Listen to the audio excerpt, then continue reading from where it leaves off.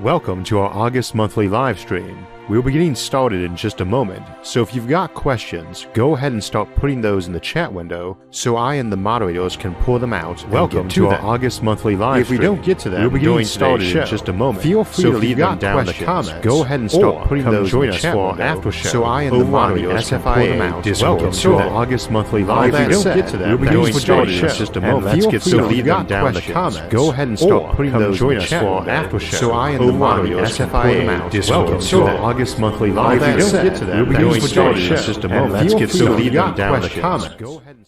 Sorry about that. I forgot to turn the audio off on my end of things. Interesting side note. It's way to start things out. There's always some glitch. All the time when you're like listening to a radio show, there's always this lag time, and they always tell people turn off your radio when you're talking, so just listen on your phone. So otherwise, you get this large lag and echo going on. Anyway, welcome to today's show, and hopefully that will be our only glitch for today. And we'll go ahead and get started with questions.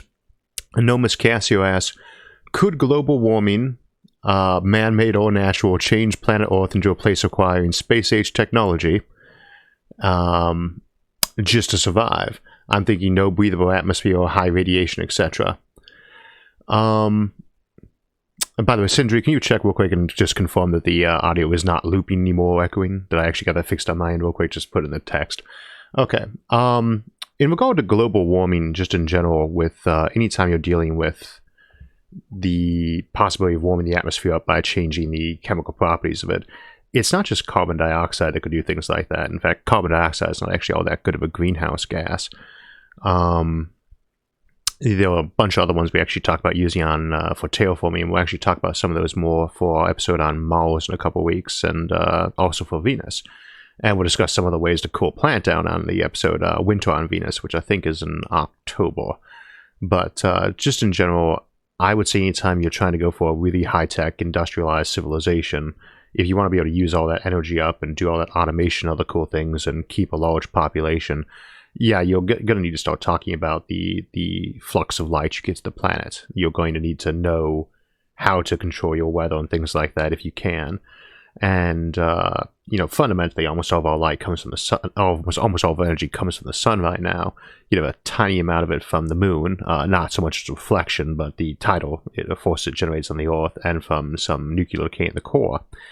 But almost all of it's from the sun right now. If we ever get something like fusion, or if we get things like power satellites to take advantage of the sun's fusion, then we're going to need to be able to start dealing with potential large influx of heat.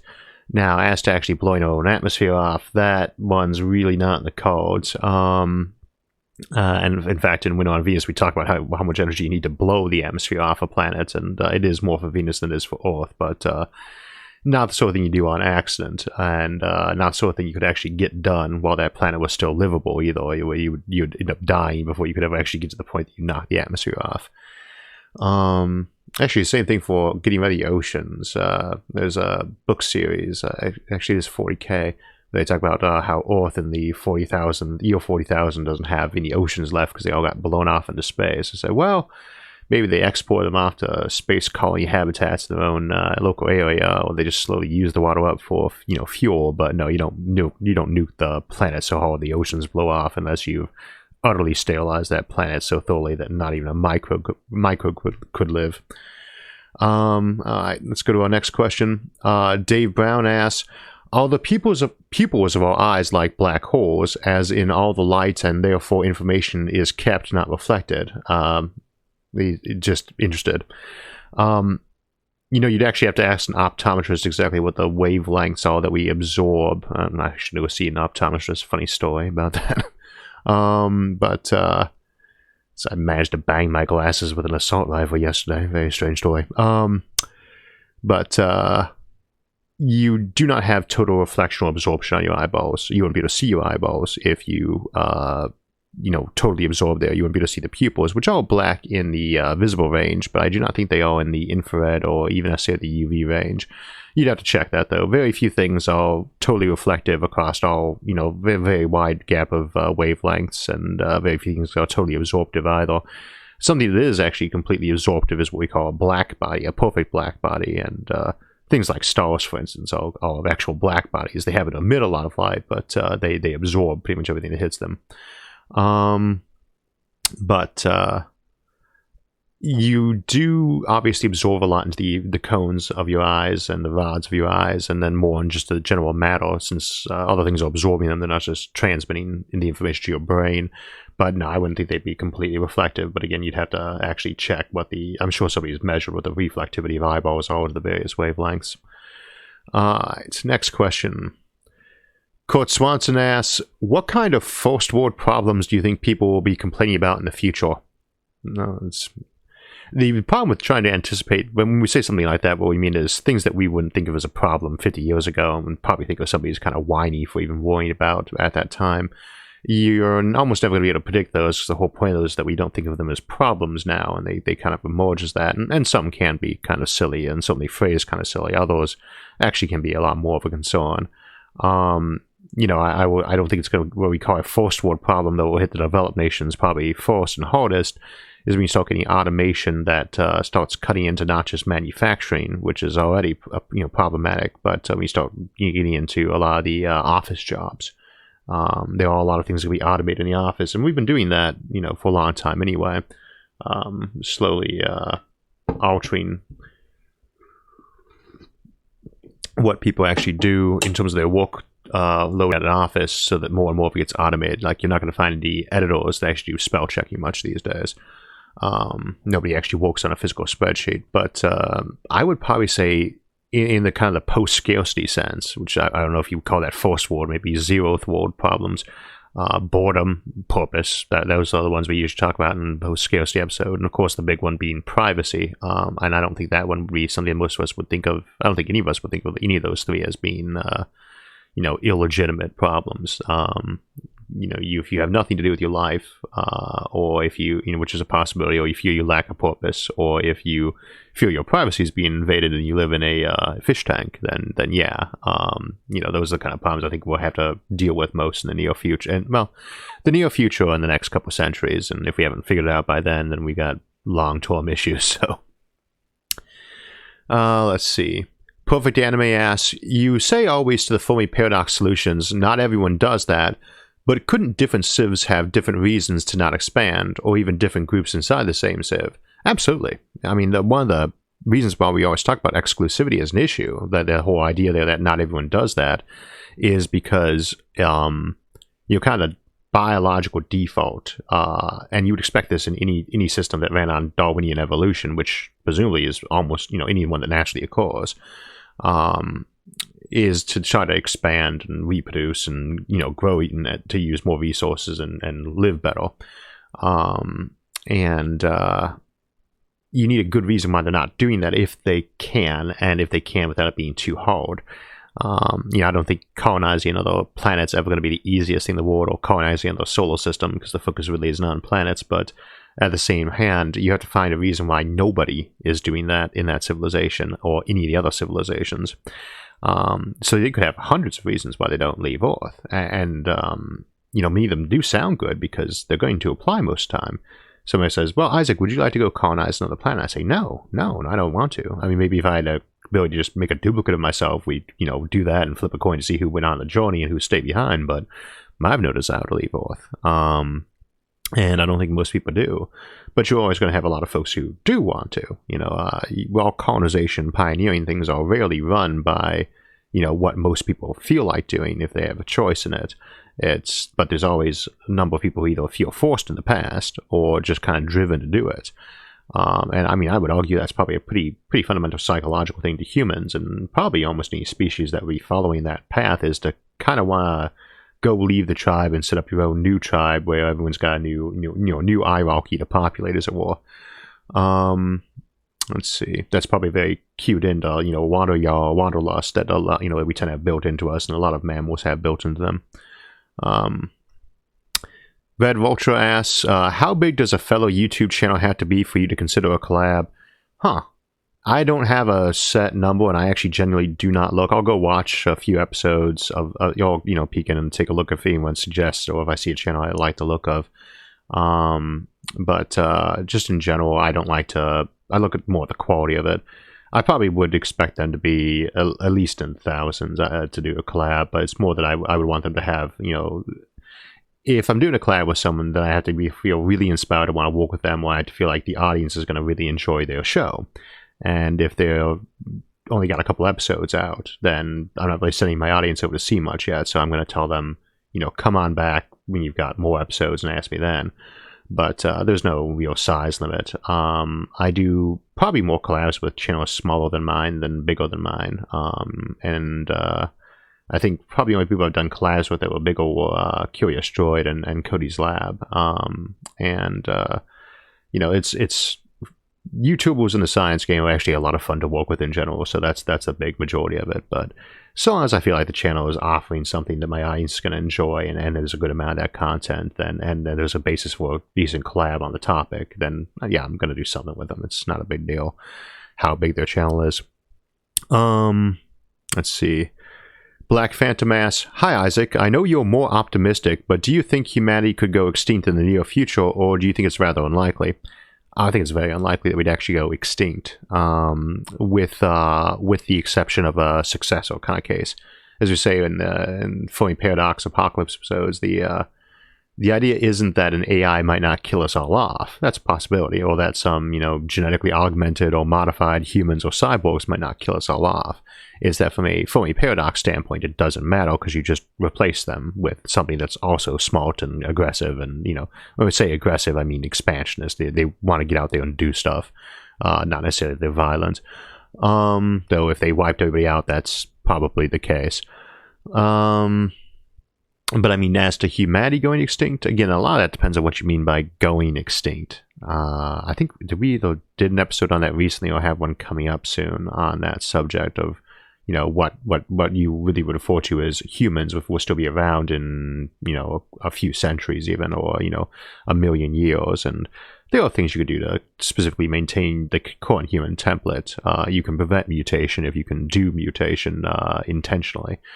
But I think that you're just going to see humans kind of diversify off from each other in the future in terms of a million different types of subcategories, and there's no guarantee of that, but one could argue at that point in time that classic humanity as a whole were extinct. But I don't know that I call that extinct. That's like saying that you've gone extinct because your kids survived and they're not the same as you. Well, they're not the same as you. Every generation renders the previous one extinct. So unless it's a very sharp type of extinction, then these really gradual ones, I don't think that really qualifies. But it's possible. I just don't see it happening, to be honest. I don't see us getting wiped out in a way that sterilizes the planet. Colby Smith asks, "Is there any way civs could survive past the last black hole evaporating?" Even when we get to the point of talking about supermassive black holes evaporating, I always feel obliged to stress that works on paper. You have to find some way to make a structure that's going to survive all that time, sipping off the most tiny amounts of energy. And then it gets a nice big boost of energy towards the end, as the black hole starts to evaporate and get much hotter and produce much more energy. But our Ion Stars episode, I was going to say the Ion Stars episode specifically looks at that, but the idea behind the Ion Star is that it does eventually collapse into a black hole some ridiculous period of time down the road. And I do not think that that context, I don't think of anything that we could use besides black holes that would still be around after all the black holes, including the ones that were from Ion Stars, had evaporated. Outside of that kind of Boltzmann reset of a Poincare reset, like we talked about in Boltzmann Brains and some of the other episodes where we talk about a non-expanding universe, a steady state universe where it just shuffles so many times and eventually gets back to a reset. Entropy in a truly closed system, it eventually causes a reset if processes are able to reset like that.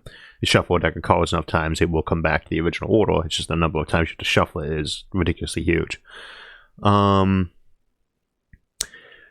Gordon Desmond asks, "Will you ever do a time travel episode?" We did do a time travel episode. That was the FTL series from way back in year 2. Episode 2 was Tachyons on time travel, and then we looked at it a little bit more in the was it the Wormholes episode, or the Wormholes episode that was FTL episode 4. But we might do an episode more specifically on time travel. The FTL series is one of those ones where I'm particularly inclined to want to redo it because it was very badly produced in my mind, and there's more I could say on all those things. So But usually I won't redo an episode unless I feel like, if there's another episode that is calling out to be written on a topic we haven't done before, that's going to take priority over doing a redo or expansion usually. Aeronautics Engineer asks, will you do a rigorous look on the Great Filter, like making everything not 50-50? We actually do have another Great Filter episode coming up that I just finished writing the draft for. It'll be early November, mid-November. No, early November. And actually, no, it's going to come out on Halloween. Thursday is October 31st. But we haven't gone back to that series in about 2 years, and I thought it'd be time to kind of follow it up, and we're going to do rail technology as the topic instead of, we've done rail Earth, space and time, rail intelligence. Now we're going to do rail technology. But the problem when we're doing like the lesser filters, the ones we say 50-50 is, those are almost all things where we just don't know what the answer is. There's a few other things in Drake's equation, or components of the actual variables, if you break it down more, that we can put a pretty decent number to these days, and better than we could, say, 20 years ago or 30 years ago, in terms of like exoplanets and metallicity of stars. With more time, we might be able to nail those down more, but many of these, it's going to be a long time before we ever say something is 47% instead of 50 or 53 or whatever, or even 1 in 10, and there's such a huge margin of error. We talk about it in terms of it being 50-50 just because it keeps the math easy to show how you can take 50 factors and say 2 to the 50th, which is about a quadrillion, which is about how many stars we think would be in the volume of space we could plausibly have expected to see life arise in and still have gotten light from it. Somebody 3 billion light years away that evolved 2.9 billion years ago to be in a galactic civilization, we can't see them yet. And it gets to a certain point you say, well, the universe would just be too young for life to have emerged then in a sophisticated way. And you can say, well, maybe not, but then if it was, that it was able to, arise even that early, then that's all the more reason to think the universe would be chock full of life, because if something could randomly evolve 4 billion years into the universe instead of 4 billion years ago, then that should have happened a bunch more times. Thank you, Kalganus Gamesplay. How do you think languages will evolve as humanity journeys outward? Creoles, language families, etc., etc. That is such a tricky one. I think that you would generally tend to converge to having a set language that was the lingua franca, not the only language, I don't think, but the lingua franca for any given system, but not for a planet. And I do not know that you necessarily have the same ones on other solar systems. If you're talking about like a galactic humanity, you probably would have some really ancient language that almost nobody actually used that was in everybody's computer banks that some scholars updated to their system to make sure it matched up so that all the ships and planets could talk to each other. But I don't really see a really connected society going to branch out to having more languages that were their main language they used. At the same time, I don't think people would really let go of their language, and nor do I think that's the best idea. This comes up with language a lot. There are thinking advantages to being bilingual, even if you're just a little bit bilingual. And there are concepts that don't express the same in other languages. They don't have a direct translation. They're not concepts that can't translate into the other language, but they, not that one word with all that meaning. Euphemisms, things like that, do not translate worth at all. But kind of the same thing that applies with like standardization of measurement systems. Why I always complain about the metric system. Metric system is a very good system. SI is better, but same thing really. As systems go, but when you only use one system, you tend to introduce a lot of thinking limitations and problems. So I'm not really a huge one for pushing for more standardization of our system units. I don't really want to refer to the distance to Alpha Centauri in gigameters or terameters instead of light years. Those kind of natural units are a lot easier to work with. And say something like, well, why do you always list ships in terms of their tonnage or how many aircraft carriers they are? I say, well, because people know how big an aircraft carrier is. They can picture that and wrap their head around it quickly. If I just tell them how many kilograms it weighs, or its volume in cubic meters, people are not, or cubic feet for that matter, people are not really absorbing it the same way. Let's see. Scientifically Literate asks, though many say it's impossible due to the square-cube law, do you think a skyscraper-sized Godzilla-like superspecies, kaiju, could be created in the future with advanced future technologies? Once you start actually breaking out natural evolution, there's a lot of stuff you could do. You could get we have buildings that big, so yes, we have machinery that big. In fact, I've seen some gigantic cranes. I don't know that you would ever have any particular reason to want to do that. It seems almost like you're trying to just make something much bigger, or you could start doing more of a distributed network where it had its brain possibly moving around or at a stationary location, and lots of little drones controlled by wire, or, instead of having one big body, you have several kind of connected bodies. But yeah, there are materials that could be involved in organic or quasi-organic processes that would let you get away with building something that big, but you wouldn't expect something like that to evolve naturally on a planet like Earth. Low gravity may be a little bit different, though you start having issues with could it even get enough air, or could it cover enough distance to defeat itself, because it's going to have a rising energy cost. But there are advantages to size and advantages to being much smaller too, so it varies, and it actually can vary a lot based on what the current climate of the planet is, the ecology of the planet, and what the current predator-prey cycles look like too. Fire Dragon asks, do you think certain government systems will be more advantageous or appealing in an advanced civilization? No. It kind of depends on what you mean by advanced. There are a lot of different governmental systems people tend not to even remember to think about. Like, people argue sometimes the United States, are we a democracy or a republic? And these two are not the least bit exclusionary. It's like asking, is that apple red or shiny? It's not the same thing. There's a little bit of overlap. And then forget that we're actually a critarchy too. Critarchy is where you have rule by judges. And of course, the third branch of government, the judicial branch, that, whether it's elected or whether that's appointed positions. And like in Ohio, we elect our judges, but at the federal level, we appoint them. Some states appoint too. And that's a critarchy, but it doesn't prevent you from being a democracy, Same, you could argue that we are a gerontocracy, right? Rule by the elderly, as we do almost always, not officially, but unofficially. And unofficial is just as important when you get around to it. Tend to prefer folks who are older in positions of power.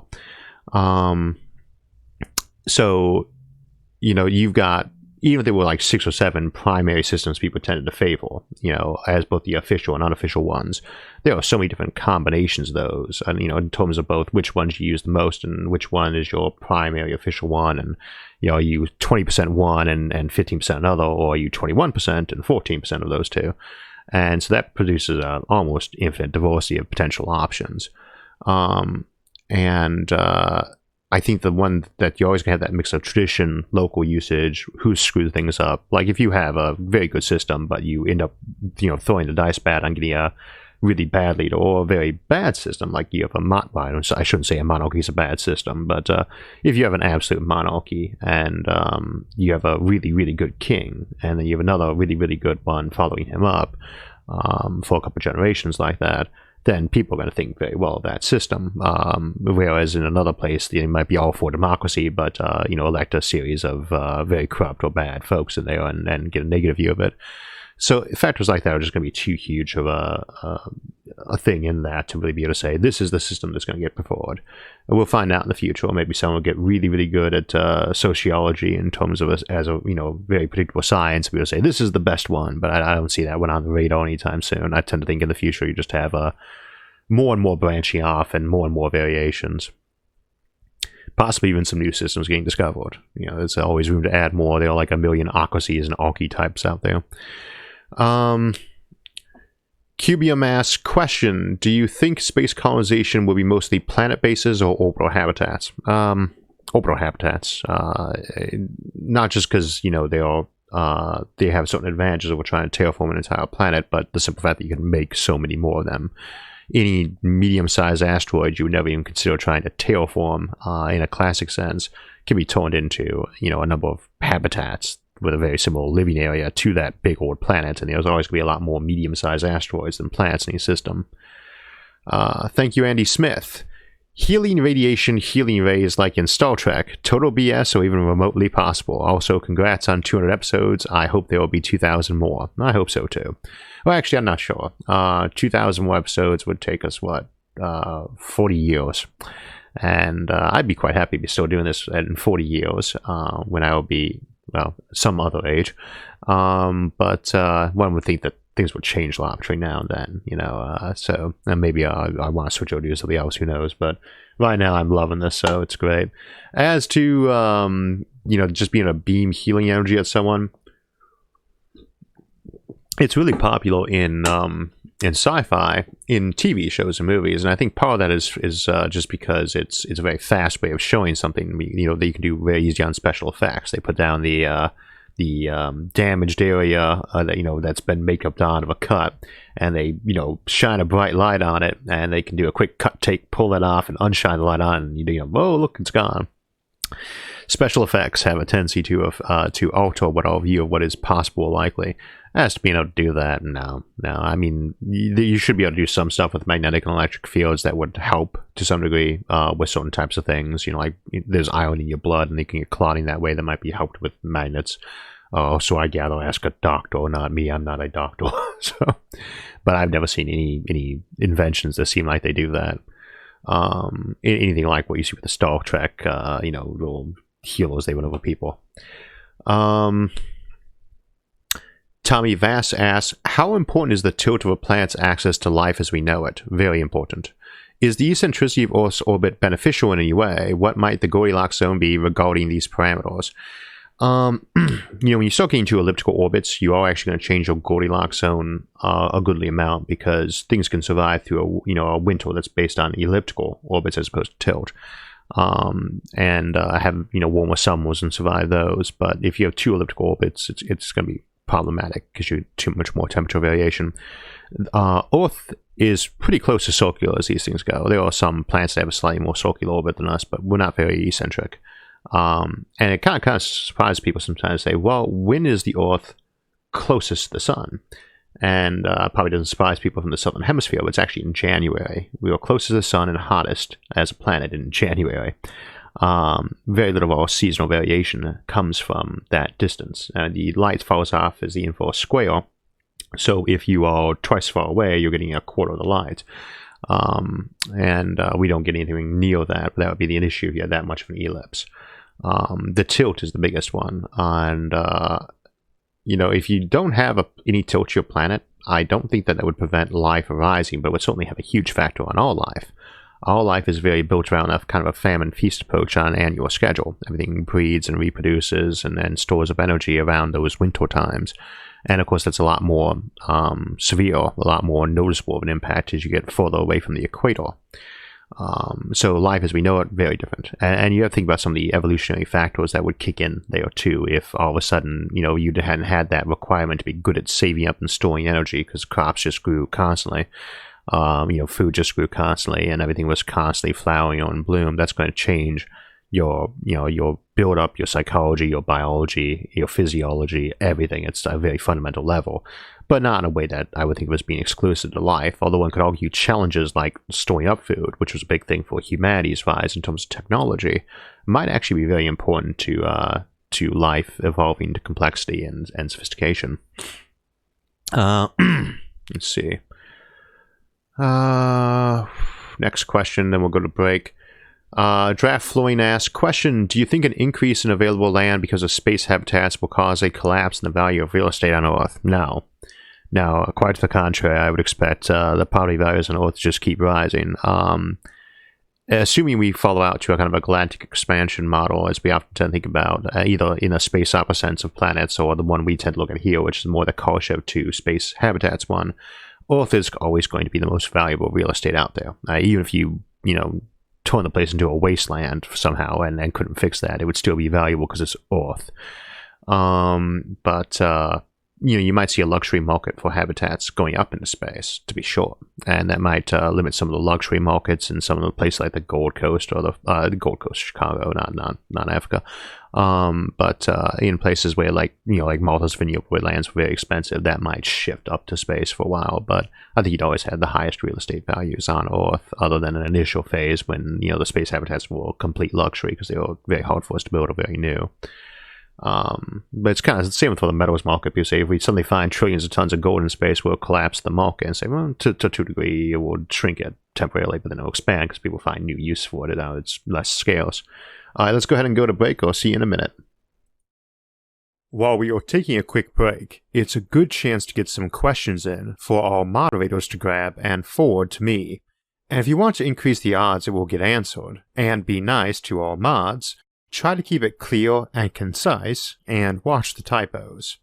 However, we won't get to every question, and normally I come back in a while after the live stream to watch the replay and to answer any questions left in the comments. After today's show though, we will also be having a Discord live chat on the SFIA Discord server, linked in the video description.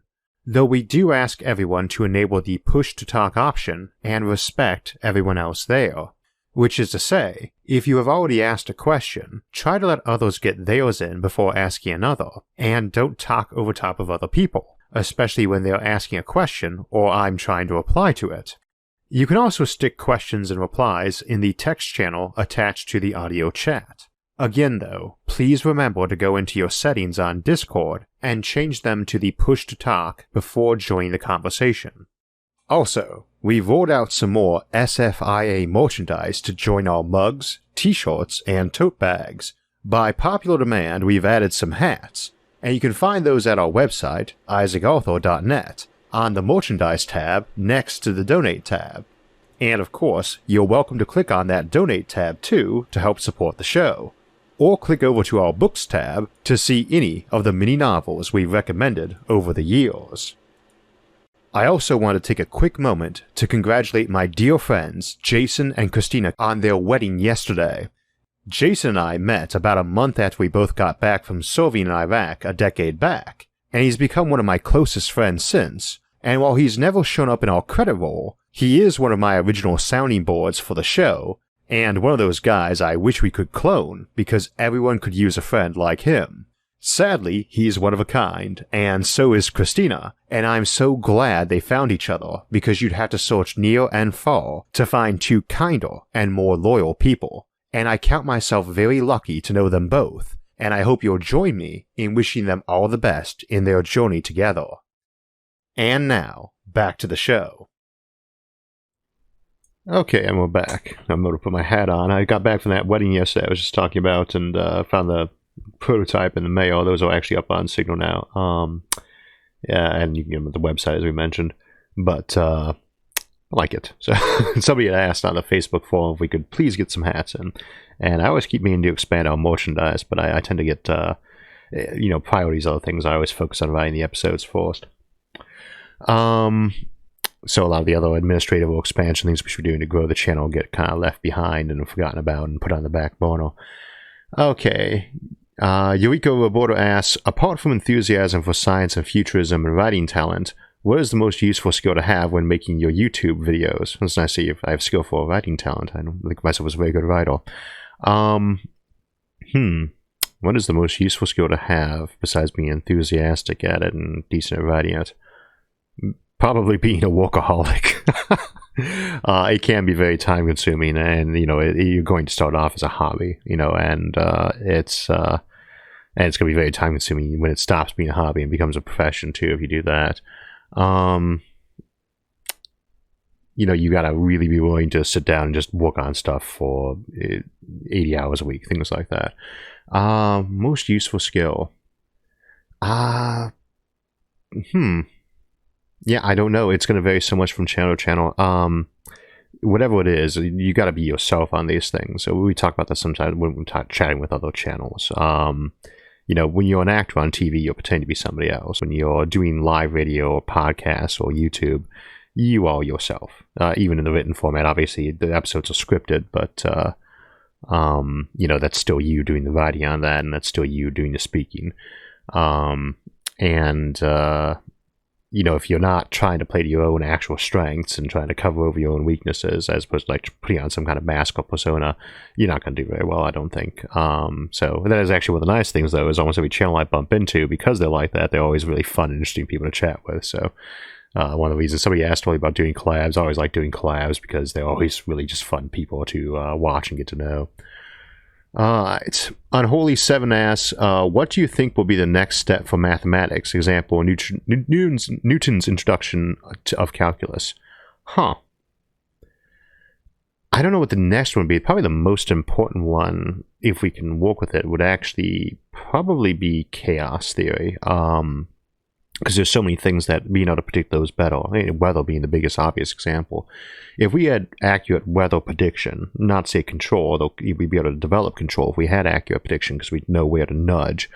That's one of those things where it doesn't really get talked about, but the economic impact, quality of life impact, the environmental impact of knowing exactly what the weather's going to be months out is huge. That would be one of those inventions where it just fundamentally alter the landscape. And chaos theory is one of those ones that would be really, really handy for that. Obviously, it'd be really handy for anything involving predictions of human systems. You're never going to be able to create a perfectly predictive system or anything like what Asimov's got for psychohistory, but short-term forecasting of a lot of things would be very helpful.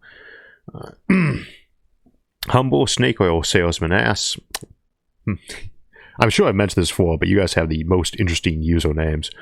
So actually, the joke on the channel is I almost always used a pseudonym before I started the channel whenever I was on any board or things like that. But I just was using my own regular Gmail account to upload random videos, like a picture of a squirrel or recording of the raccoon that always hangs out in here, and uploading those just my little site that said Isaac Arthur on my YouTube page, like anyone else has, and that just accidentally turned into a channel, and that's why the channel is actually named that.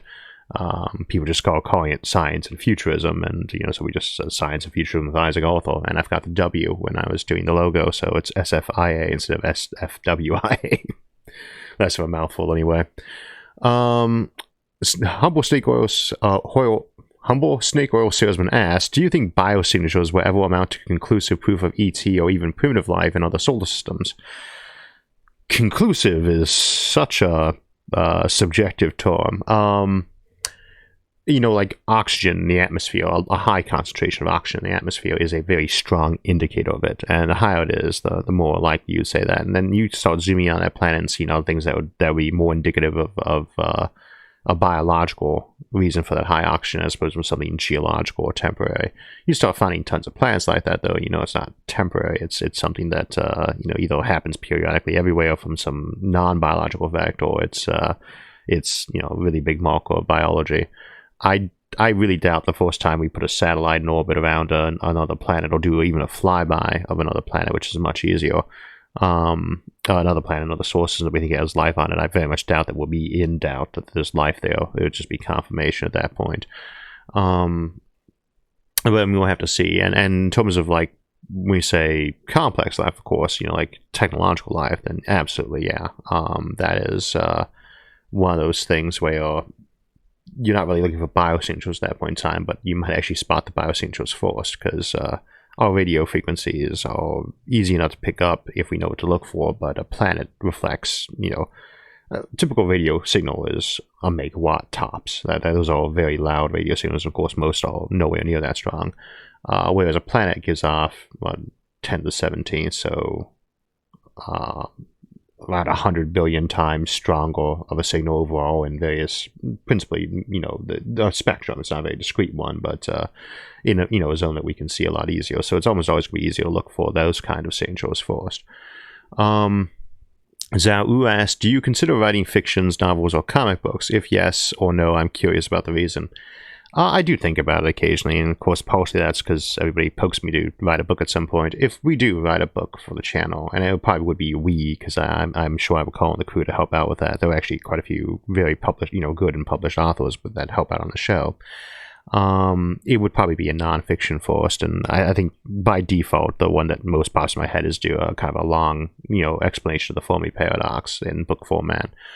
But yeah, I mean, I think about writing fiction occasionally. I love helping out on when people put together video games, things like that. What are we going to do with the plot or things like that. But I don't think of myself as a really good character dialogue reader, and that's not humility. That's a fact. I'm very bad at writing dialogue. I tend to feel like with a story, some people work really well with a co-author who could, cover their weaknesses on something like that, but there really are not that many writing partnerships that turn out all that well. In fact, a lot of times we see it's a very established author who has a new, less known author who's helping to write the book, or e.g. almost entirely writes the book. And they put the bigger author's name on it because they didn't really have time to work on it as much. But you do get some decent writing partnerships. Margaret Weiss and Tracy Hickman would be an example of that. But I wouldn't want to write a fictional novel with somebody else working with me on it unless they were, besides the editor, obviously, unless they were, really well synced up with me. And until I have, changed and feel like I write dialogue better or, really found that partner, which I'm really not looking for, then I know I wouldn't be reading fictional books. Helping other folks out with ideas, that is something we actually do fairly regularly, and I have a increasingly large collection of books people have written credits to thanking the show for their help on it, but and I'm very smug about that collection. But that's about it for right now for me involving myself in fiction. Let's see. A Clover asks, if a civilization starts star lifting from the start of expansion, could you massively extend a galaxy's lifespan? Magic, so to speak. Star lifting, again, is used for extending the lifespan of stars by removing helium and other higher elements that kind of poison that fusion process so it can't burn up all its hydrogen. And why we like red dwarfs is because they are fully convective in that they store up their contents, and they will go through all of their hydrogen eventually. It will take them a very, very long time to do it. Whereas our sun will burn up like about a tenth of it naturally before it goes red giant and dies, and the more massive stars is even less of a percentage. And by star lifting them, you can also make them lighter too, so they are fusing, cooler and longer as a result. So you can really enhance the lifespan of a star by removing those elements. And of course, those heavier elements can also be really handy for construction. I don't know what you do with helium besides just using it as dumb mass to, like make an artificial planet with natural gravity, or use it as shielding, stick it in the core of a shell and use it for gravity, or stick it in the outer superstructure of a rotating habitat as radiation shielding. That's the only things I can think to do with helium. But you get further up that chain to things like carbon. Yeah, absolutely, you can always find a use for stuff like that. There's far more construction material in the sun in terms of heavier elements than the rest of the solar system combined. And so I think if you did start doing star lifting, yeah, absolutely, you'd have people start managing stars. You're mining that star for materials while simultaneously expanding its life, and I think that would be very popular. The question is whether or not they keep star lifting until they actually drop that star down to being a minimum red dwarf, minimum mass one, about a tenth of the mass of our sun, or even just kept taking it apart further until it was just like a brown dwarf or something like that. And that's really hard to say, because that would just come down way too much to the economics and specific technology they had in play. Billy Hollywood asks, could our galaxy be destroyed? When you're talking about something natural, and not natural in the sense that a life form is, where it's a very complex, evolved system, when you start talking about destruction, that's a dubious term. You could certainly redistribute the galaxy, like we were just talking about star lifting a moment ago. You can use that same technology to move stars around. Our galaxy has eaten tons of smaller galaxies. It's in the process of consuming a few that have been, that's been working on for millions of years, and it will eat some more before it merges with the other, dozen or so galaxies nearest us in the local cluster, local group, and becomes one big merged galaxy. But yeah, you could destroy a galaxy, but again, in what way? Are you dumping all that mass into a black hole? That's not necessarily destruction. It's like saying I destroy this mountain to turn it into a whole bunch of stone fortresses or something like that. Let's see. Xanth 2 asks, what are your thoughts on technologically mediated telepathy? Not that many, actually. If you have good enough mind augmentation or Neuralink type stuff. And actually, that's an episode we got in October too, mind-machine interfaces. Then you can develop something like telepathy very easily. It's just radio at that point, though. And in some ways, that's like saying that speech is telepathy. It's a way to communicate thoughts to other people, but it's at a very baseline rate. And you think about the bandwidth of speech. And I mean, well, let's start with the bandwidth of text. Bandwidth of text is less than a kilobyte a second, way less. In fact, it's more like bits per second. Normal speech is in the kilobytes per second range, though, because you got so much intonation of voice. And of course, it's all shorthand. It's a compressed medium. You have words and concepts and euphemisms that convey way more information than the raw textbook dictionary definition of those words. And of course, those definitions are a lot more than one word. And when I say something like cat, there's a lot more information than just the 3 bytes of data, CAT. So we already have a type of telepathy in the sense of communicating thoughts to people. But technologically created one in terms of like a radio signal you sent to other people that was scanning your brains. The question is, are you going to get better bandwidth out of that, and do you want a better bandwidth? Because our conscious minds, and we usually only want to communicate our conscious minds to people anyway, though we do a lot more through things like body language. Do not actually run at all that high of a bit rate. I mean, we more or less do think at, what you might say kilobytes per second in terms of concepts and text. But you could use to send an image to somebody, and of course that's gigabytes per second. Our eyes are very high resolution even compared to modern cameras. And it's certainly easier if instead of trying to explain something to someone, you just flick them the image there, and their brain's very well sorted to handle that bandwidth. So that would be an example of it. But we'll see how people go with that. There's a comfort zone there even once you get around the technological hurdles. And not everyone's going to have the same one on that. One of our recurring themes on this is that just because you have the technology for that, whether or not you say, well, do we use it or do we not use it? And say, well, odds are, unless it represents a big threat to everybody or a big bonus to everybody that nobody disagrees about it being a bonus, then some people are going to use it and some people are not. And you're going to have a kind of I wouldn't say necessarily break in culture because they'd be inside the same culture and civilization with these disagreements too, but you have a kind of a big divergence of what combinations of technologies people find appropriate to use. Let's see. Cluckery Duckery asks a question: if you had an aquatic habitat in space, would it still need spin gravity if it was pressurized and full of water? I would go with yes on that one, with the caveat that I am neither a zoologist nor a marine biologist. And I mean, I do not know to how extensively we've tested goldfish and other oceanic life forms, and there are so many of them, both plants and animals and bacteria, to know how much of a factor that gravity gradient really plays inside the water. But it is there, like marine snow that keeps the lower levels, like the abyssopelagic, fed. That is totally dependent on gravity, obviously. You probably have more variability in what's okay to use, though, because if all you really need is a gradient that causes things to drop, then a very slow spin might be, sufficient, so you only had like the equivalent of moon gravity. On the other hand, it might be really dependent on that. So I think that you would have a pretty big difference if you raised or lowered the gravity in terms of what was optimized to live where and when. So, if you want to mimic Earth's habitats, you probably want to go with 1G, even the ocean, simulated ocean, that habitat.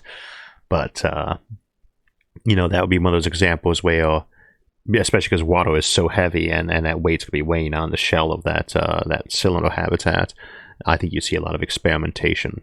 We don't need, we want to have, I always say that one of the best uses of these O'Neill cylinders is as space, nature preserves. And those you'd want to replicate the native environment of Earth as exactly as you can, especially in the factors you'd identify as being particularly important to that local ecology. But then after you've got those nature preserves in place and you can build so many of these things, you might just go ahead and do a lot of diversification. See what happens when the gravity's down to half on one of these habitats, and what happens with the whales and other things like that. But I would say in general, as a loose guess, that ocean environments are less sensitive to gravity changes than land-based life would be. Let's see. Alexander Corbos asks, why are we always expecting aliens to act by incredibly logical principles, but in most sci-fi there is humans though just as stupid as today and bogged down by bureaucracy, etc. I'd make a joke about a lot of writers having no sense of realism and very little actual acquaintance with how the governmental systems, bureaucracies work.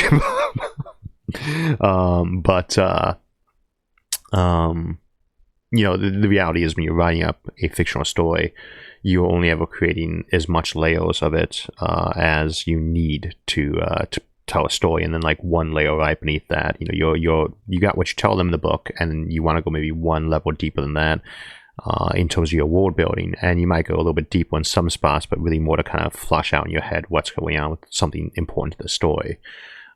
So, you know, you're trying to set up a conflict. There's always, any story is going to have a conflict in it. And, you know, the question is, are you going for one way, or it's humanity against some evil aliens, in which case you either have the government back home working very effectively, or you're trying to show how we're losing because our own bureaucracy, etc., is doing something to hurt us.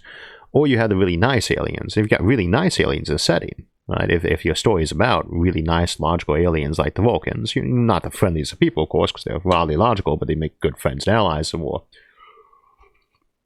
because they have no desire to, you know, hurt you. If you're doing a story about an alien like that, you're not going to have a conflict with them that arises from their behavior, so it has to come from your own side. And of course, you don't want your hero, your protagonist, to be, you know, a pain in the butt. You want them to be a good, logical, rational person. So that means that it has to be the other interlocutors, your ambassador or your controlling government. They're the ones who have to be incredibly illogical or stupid and irrational. And that is a good indicator, though, of how fiction can really impact the ways people tend to look at the world and the potential future, though, is you're writing a story because you want an interesting story, which means it's got conflict. You know, whether it's aggressive conflict or, you know, violent conflict, or just, you know, angry discussions going back and forth in the storyline. Alternatively, we tend to move towards minimizing conflict a lot in civilization, and so you know, that's not going to really match up too well with expectations. Although some folks would obviously disagree with that comment. Thank you, Ananagai. What are your thoughts on AI singularity? We talked about that in the Technological Singularities episode in the Existential Crisis series, also way back in year 2, I think. You know, we've almost managed to redo or expand everything from year 1, so I suppose that a lot of the year 2 stuff will start getting filtered in as we play it or replaced, because a lot of the first and second year stuff, I feel like the production values could use a lot of work. And there's a lot of those are my favorite subjects, so I want to redo them anyway, because I want to talk about them more. Technological singularity. And I think we did talk about this in Machine Rebellion as well. I don't think the biggest issue I tend to have when people discuss technological singularities is there's this assumption that you turn on a computer that's a little bit smarter than a human one day, and then the next day it's smarter than it was yesterday, and the day after that it's even smarter, and the day after that makes another one that's even smarter and just keeps improving.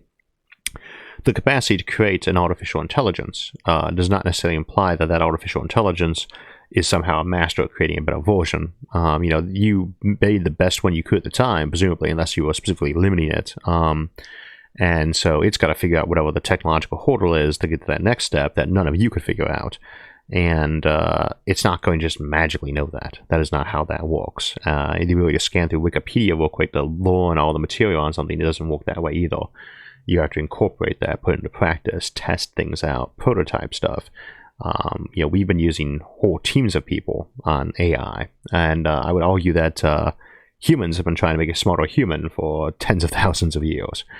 It's not easy. So the idea that you're going to start a technological singularity off that is going to be the only one of its kind, and it's going to rapidly outprogress everybody else, so you can make another one that was even nearly as good as it, that's the thought that always gets me. That's the kind of the line that many people seem to assume is going to happen with AI that I just don't think is entirely logically, you know, solid, or at all, really. I think it's just kind of a mistaken oversimplification of how that works. But are we going to eventually end up with some sort of intelligence that's way smaller than humans? You know how I feel about using the word artificial intelligence, because I think humans are already artificial intelligences.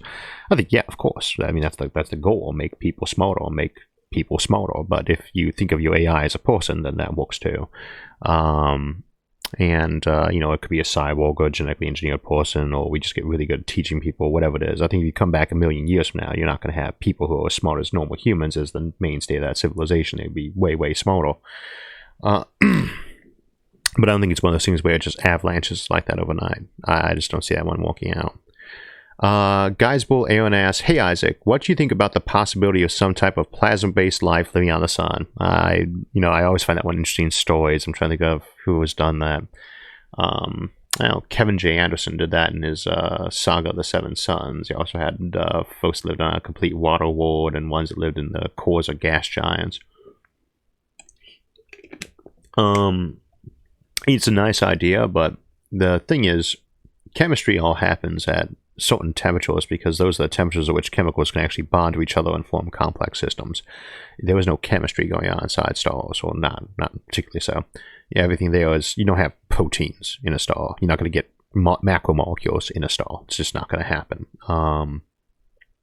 Now you could have other universes theoretically where the physics was set up so that you could have complex chemistry going on at the temperatures at which fusion also took place, but again, that's a different universe with different rules. I don't even know how you go about engineering something like that either. You could potentially make something that was made out of tungsten that could survive inside a red dwarf, so maybe that way, but again, it would have to be really, really artificial. That's not going to evolve naturally. Allergies today. Norwegian asks, "How can we spot a von Neumann probe on Earth Moon?" Well, if it's a von Neumann probe specifically, that's very easy to spot because the thing is only sticking around long enough to make copies of itself, and if it only is set to make 100 copies, it lands, makes them, goes away, and you either spot it when it does that or not. If it's the kind that's just going to stop there and keep building and building until it runs out of raw material, then you'll see that one coming. But I don't think in general you'd launch a von Neumann probe at a planet, or even like our moon. I think you tend to just send it to an asteroid, because if it's just probing, you don't really need more than one asteroid to make enough probes to hit every system in the galaxy. And so you'd launch them off in general directions just to kind of speed the process up and turn a lot more into it and make redundancy. So you might have it stop and grab an asteroid that was likely candidate and probify that. But that should be about the extent of what you do with that. I've got time for a couple more questions, though. As we mentioned, we'll be doing that Discord chat afterwards. There'll probably be about a 15-minute delay from when we stop here to when I get in there, by the way. Pete Rowland asks, "Can life use a radioactive element?" We just did that one. Matthew Sass, "Thoughts on non-carbon life? Why does it need to be carbon-based? Should we look for anything else?" We should always keep an eye out for other things, and it's always popular to say silicon, but you talk to biochemists on this, they're a lot less optimistic about that. But they don't say no, it couldn't happen at all. And again, what you mean by life. When we say life like this, we mean where could it naturally evolve? Obviously, if we build a computer that's like Commander Data from Star Trek, that's a life form. They're just splitting hairs to say otherwise at that point. At least in the kind of context that we mean for this, and that's obviously not a carbon-based life form there. So, but we need a lot better modeling. That's one of those things where it would be probably more likely to find it in a lab that we actually built the stuff up intentionally to see if it could happen before we'd find it onto the system. I think carbon and water-based life is the one that makes the most sense to find. It should be the most common. All right, let's go ahead and hit our last question. Hypersonic Monkey Brains asks, "Presuming we master genetic authoring, what is the perfect transhuman and what traits would it have?"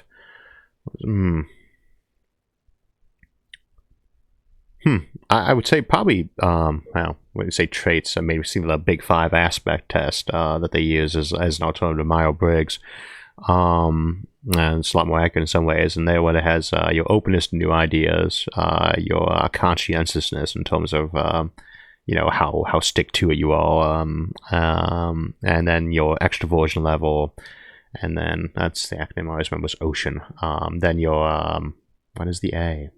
Agreeableness, how likable you are, and then your neurotic traits. The N is for neuroticism. Presumably, you want the first few of those to be higher, and I don't know if you actually want agreeableness to be higher, because that actually can have some downsides. You don't want it too low, but then of course you presumably want your neuroticism fairly low, but then maybe not, because that can often drive people to be much more creative or productive in some ways too. But that would seem like, if we're talking about traits, mental traits, those would be the ones you'd want to probably work on in trying to enhance in some way.